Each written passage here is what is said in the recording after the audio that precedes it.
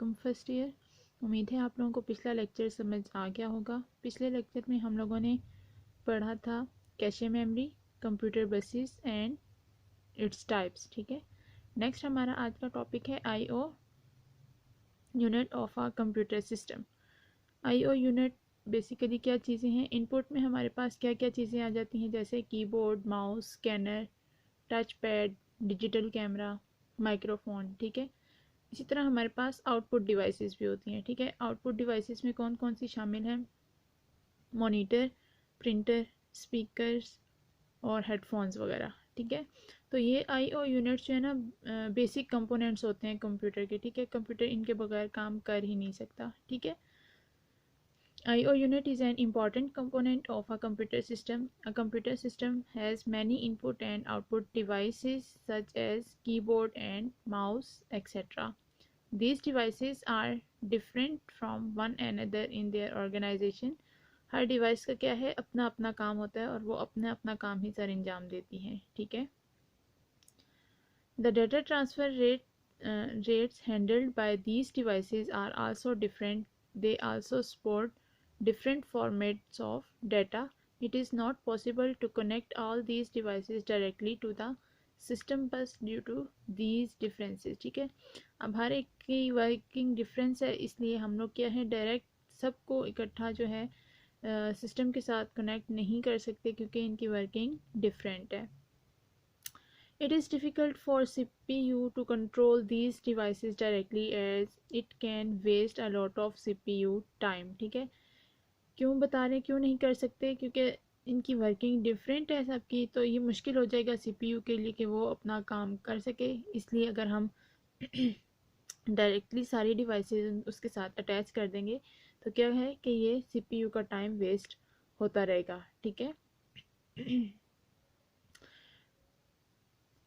okay. Suppose a CPU waits for a completion of an input and output operation. It cannot perform any other task during this time. It affects the overall performance of computer. A special hardware component IO unit is used to avoid all difficulties. It works as an interface between CPU and input-output devices. It carries out input-output tasks without involving CPU directly. The IO unit is connected to the bus. ठीक है, input और output किसके साथ connect हुए होते हैं? बस के साथ कनेक्ट हुए होते हैं। The processor and all other devices are connected to the IO units. देखिए हमारे पास रिस्पॉन्सिबिलिटीज़ क्या है इनपुट और आउटपुट की। The IO unit is responsible for the following.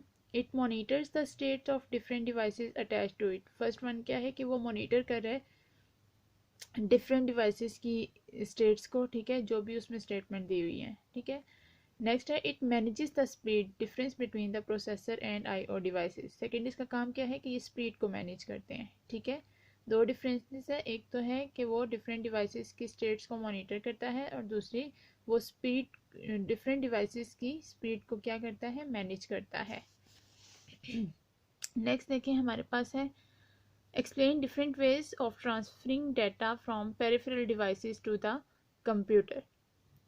Peripheral devices मैंने आपको क्या बताई थी, इनपुट आउटपुट सारी डिवाइसेस होती हैं। ठीक है, different peripheral devices are used to transfer data to computer.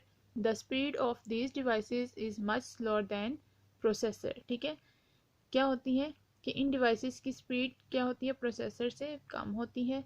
A lot of CPU time may be wasted if processor wait for the completion of data transfer. ठीक है, CPU का कुछ time ऐसे भी वेस्ट हो जाता है कि वो प्रोसेसर की जो प्रोसेसर है, ठीक है, उसका जो डाटा कंप्लीट होता है उसका वेट कर रहा होता है। ठीक है, it is very important to transfer data in such a way that CPU time may not be wasted while data is being transferred from peripheral devices to the computer. ठीक, the two main ways of transferring data from peripheral devices to computer are two ways हैं। देखें कैसे कैसे data transfer हो सकता है। First one is interrupts and second one is DMA। ठीक है, जो इंटरप्ट्स है ये एक ऐसा सिग्नल है जो कि प्रोसेसर को भेजा जाता है। क्यों भेजा जाता है? That interrupts the current process, ठीक है, कि जो उसको नेक्स्ट जो न्यू कमांड दी जा रही है उसको क्या है, प्रोसेस करे। It may be generated by a hardware devices और अ सॉफ्टवेयर प्रोग्राम, ठीक है।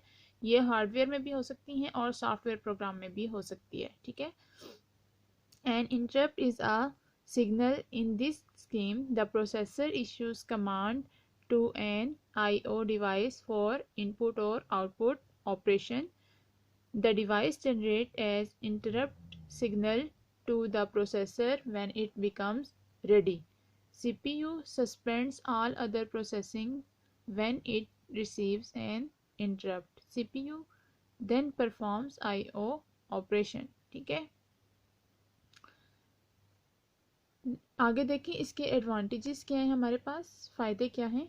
It requires no additional hardware, ठीक है, एडिशनल हार्डवेयर की हमें इसमें ज़रूरत नहीं होती। It is simpler to implement करना इसको बहुत आसान है, बहुत सिंपल सा है, सादा सा है, ठीक है। डिसएडवांटेजेस में देखें, all other processing is suspended when CPU performs IO operations, ठीक है। बाकी सारी प्रोसेसिंग क्या है सीपीयू की ख़त्म हो जाती हैं जबकि आईओ ऑपरेशन सीपीयू परफॉर्म कर रहा होता है। It reduce the overall performance of CPU, ठीक है। तो ये क्या है, ओवरऑल सीपीयू की परफॉर्मेंस को क्या होती है, रिड्यूस कर देती है या कम कर देती है।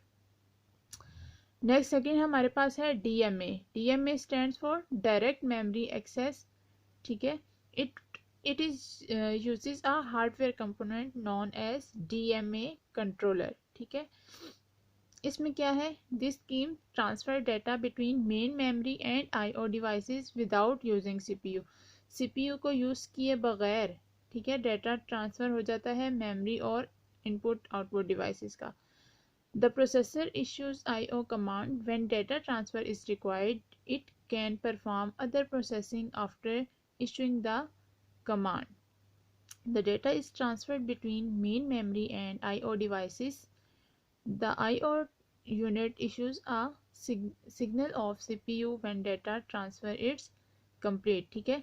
क्या है, जब उसकी ट्रांसफ़र की कंप्लीट हो जाती है डाटा ट्रांसफ़र, ठीक है, तो क्या करता है, आईओ यूनिट जो है वो सीपीयू को सिग्नल इशू कर देता है। इसके एडवांटेजेस देख लें। This scheme increase the overall performance of CPU because CPU does not needs to wait for the completion of I/O operation, ठीक है। इससे क्या है कि CPU के वर्किंग की जो परफॉर्मेंस है वो क्या है, इंक्रीज हो रही है, बढ़ रही है। क्यों? क्योंकि CPU को इंतज़ार नहीं करना पड़ता कि इसकी जो है वर्किंग कंप्लीशन हुई है या नहीं हुई है, ठीक है। डिसएडवांटेजेस देख लें। It is more complex, it is also requires more hardware, ठीक है। इसमें हार्डवेयर की ज़रूरत होती है जबकि उसमें हार्डवेयर की ज़रूरत नहीं होती है। How is data transfer from CPU to memory, explain in steps, ठीक है। अब हम अपने डाटा को सीपीयू से मेमोरी में कैसे कन्वर्ट कर सकते हैं, कैसे ट्रांसफ़र कर सकते हैं, देखते हैं। Data is transferred from CPU to memory by using address bus and data bus. दो बसेस हैं, ठीक है। इस दो बसेस के थ्रू हम लोग अपना डाटा सीपीयू से मेमोरी में कन्वर्ट कर देते हैं। और वो कौन सी दो बसेस हैं, address bus and data bus. The process of transferring data from CPU to memory consist of different steps as follows. Steps देख लें कौन कौन से हैं, 4 स्टेप्स हैं, ठीक है। CPU places the addresses of main memory on address बस, ठीक है। सेकेंड वन है CPU places the address of the data location on address bus, ठीक है। पहली में क्या करेगा, address of main memory, second में क्या करेगा, एड्रेस ऑफ डाटा लोकेशन, ठीक है। Third one, main memory sees the address on address bus. Next one है main memory writes the data to the specified location in the memory, ठीक है। जो main memory है वो अपना डाटा राइट करेगी और किसी न किसी स्पेशल लोकेशन में मेमोरी में वो डाटा क्या होगा, चला जाएगा, ठीक है।